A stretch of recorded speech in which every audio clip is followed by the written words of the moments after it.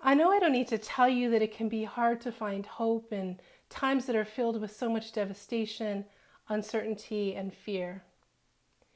It's been about 2 months since most of us started learning to live with our government stay-at-home orders, adjusting our lives and our work and our most basic daily tasks to fit the restrictions placed on our activity, our travel, and even on our public and private gatherings. It hasn't been an easy time.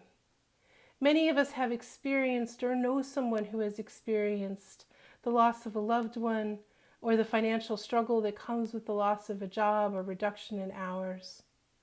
We've seen our essential workers bravely go about their work, but at the same time fear for their lives without sufficient personal protective equipment or enough pay for their critical contributions to our lives. This has been a time of postponed weddings, canceled travel plans, and delayed celebrations and projects of all kinds.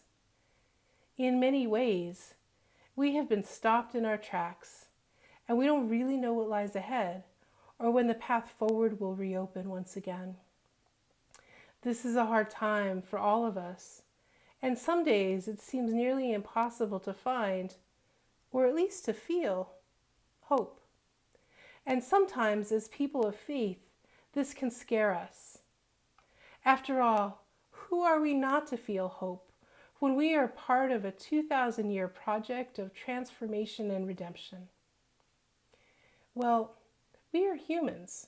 That's who we are. And we are in good company. Even those who knew Jesus best, the disciples, knew what it was like to struggle for hope. They lived in fear and uncertainty and sadness in the aftermath of his death.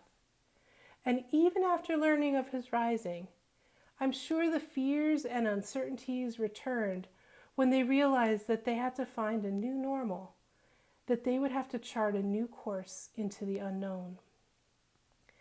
That's why after Easter, Jesus kept telling his disciples time and time again, "Do not be afraid." It wasn't just some formal greeting or warm reassurance. Jesus said this to his friends because they were afraid.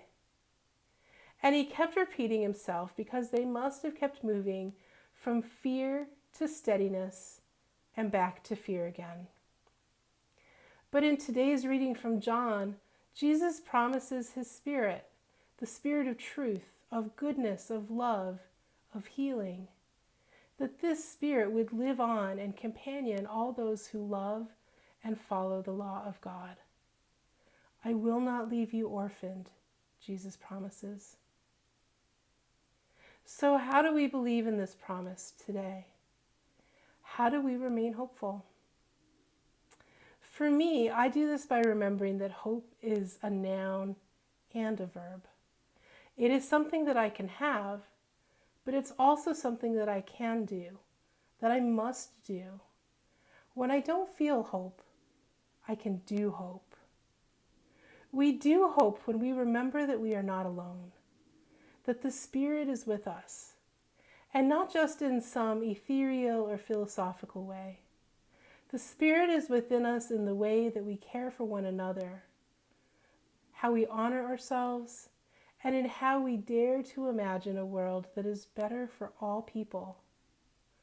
When we do any of these things, act with generosity, kindness, sharing, or imagination, or even when we let ourselves notice these things in others, we are doing hope.